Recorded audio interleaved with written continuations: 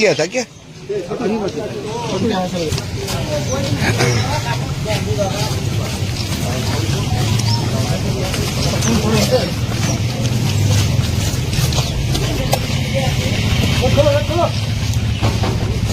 चलो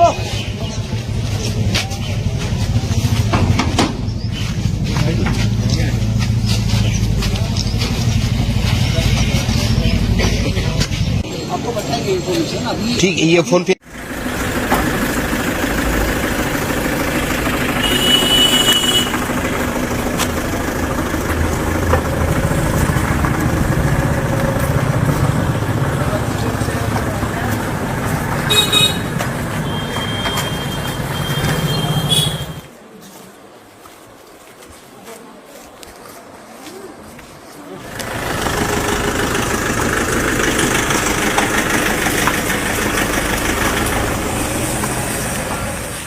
নমস্কার বন্ধুরা, এসবি নিউজে আপনাদের সকলকে স্বাগতম। আজকের প্রতিবেদনের শুরুতেই যদি আপনাদেরকে বলি যে পিসির বাড়িতে ইডির হানা আর ভাইপো গ্রেপ্তার, তাহলে হয়তো আপনারা ওটাই ভাববেন না তো আর পাঁচজন যেটা ভেবে নিচ্ছে। না না, খবরটা ঠিক সেরকম নয়। সেটা কবে হবে, কীরকমভাবে হবে, এ তো সময়ই বলতে পারবে। কিন্তু আজকে পিসির অন্য এক ভাইপো গ্রেপ্তার, নাম জীবন কৃষ্ণ সাহা, বড়োয়ার তৃণমূলের বিধায়ক। এর আগে 17 এপ্রিল 2023 সালে ওনাকে সিবিআইতে গ্রেপ্তার করেছিল, আর 2025 আগস্ট মাস আজকে ইডি ওনাকে গ্রেপ্তার করেছে। দীর্ঘ 4 ঘন্টা জিজ্ঞাসাবাদ করার পর সঠিক উত্তর না পাওয়ায়, প্রশ্নের জবাব না দিতে পারায় ওনাকে ইডি আজ গ্রেপ্তার করেছে। এবং সূত্র মারফত যেটা আমাদের কাছে খবর আছে, ওনাকে কলকাতাতেই ব্যাংসাল কোর্টে তোলা হবে এবং দেখা যায় কি বিচার প্রক্রিয়া চলে। দুপুর 12টা নাগাদ ওনাকে গ্রেপ্তার করা হয়। কিন্তু একে গ্রেপ্তারের আগে এই ঘটনার মধ্যে একটা টুইস্ট আছে, যা কোনো হিন্দি ফিল্মের ছায়াছবির কোনো কাহিনীকেও হার মানিয়ে দেবে। কীরকম না, ইডিকে দেখতে পেয়ে জীবন কৃষ্ণ সাহা ঘরের দরজা খোলেননি, বাড়ির পেছনের দরজার গেট দিয়ে উনি পালাতে চেয়েছিলেন। কিন্তু ইডি তো ইডি, ওনার ছলচাতুরি ধরে পেলেন এবং হাতে নাতে ওনাকে পেছনের গেটেই ধরে গ্রেপ্তার করা হয়। এবং ওনার কাছ থেকে যে দুটি মোবাইল ছিল তার মধ্যে একটি ছিল, আর একটি কোথায় এই তথ্য জানতে পারে উনি বলেন না আমার কাছে একটি ফোনই আছে। তো সেই ফোনে যখন রিং করা হয় তার রিংটোন বাজে কোথায়, বাড়ির পেছনের ঝোপড়িতে একটি নর্দমাতে। বুঝুন কতখানি মানসিকতা, কীরকম মানসিকতা। যাই হোক, সেই ফোনটাকেও এখন কাস্টডিতে নেওয়া হয়েছে। নবম, দ্বাদশ, একাদশ এবং দশম শ্রেণীর সহকারী শিক্ষক নিয়োগের দুর্নীতিতে ওনার উপর চার্জ লাগানো ছিল। শিক্ষাক্ষেত্রে যে ব্যাপক দুর্নীতি হয়েছে তার জলজান্ত উদাহরণ উনি, এবং সঠিক ভেরিফিকেশানের বা তদন্তের উত্তর না দেওয়ার জন্য ওনাকে আজ গ্রেপ্তার করা হয়েছে। এর আগে সিবিআই গ্রেপ্তার করা হয়েছিল এবং প্রায় এক বছরের বেশি একটু ওনাকে জেল হেফাজতে লাগা হয়েছিল, কিন্তু সুপ্রিম কোর্ট থেকে জমানত হয় এবং উনি জামিনে ছাড়াও পান। কিন্তু আজকে ওনার পিসি যিনি আছেন তার বাড়িতেও ইডি গিয়েছিল এবং ওনার পিসিটাকে সেটাও আপনাদেরকে বলে দিচ্ছি।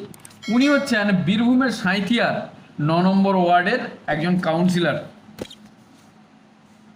মায়া সাহা, জীবন কৃষ্ণ সাহার পিসি মায়া সাহা। ওনার বাড়িতে আজ ইডিও হানা দেয় এবং যার নথিপত্র নেওয়ার, তল্লাশি করার, তদন্ত করার করেছে। এবং সূত্র অনুসারে জানা যাচ্ছে যে ব্যাংসাল কোর্টে আজকে জীবন কৃষ্ণ সাহাকে তোলা হবে। চাকরি ক্ষেত্রে বা শিক্ষা দুর্নীতিতে ব্যাপক পরিমাণে দুর্নীতি উনি করেছেন।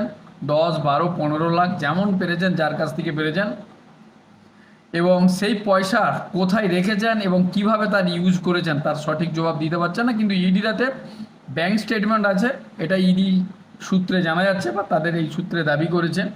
সকালেই ওনাকে ওনার বাড়িতে থেকে গ্রেপ্তার করা হয়েছে। শিক্ষা দুর্নীতিতে এর আগেও আরেকজন মিডলম্যান হিসাবে কাজ করছিলেন, তার নামটাও বলে রাখি, প্রসন্ন রায়।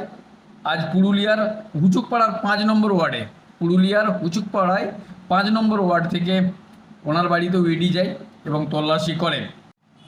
এখন প্রশ্ন এটাই উঠতে পারে যে তৃণমূলের মুখপাত্ররা বা তৃণমূলের উচ্চস্তরীয় নেতা নেত্রীরা এই বিষয়টাকে কীরকমভাবে দেখছেন।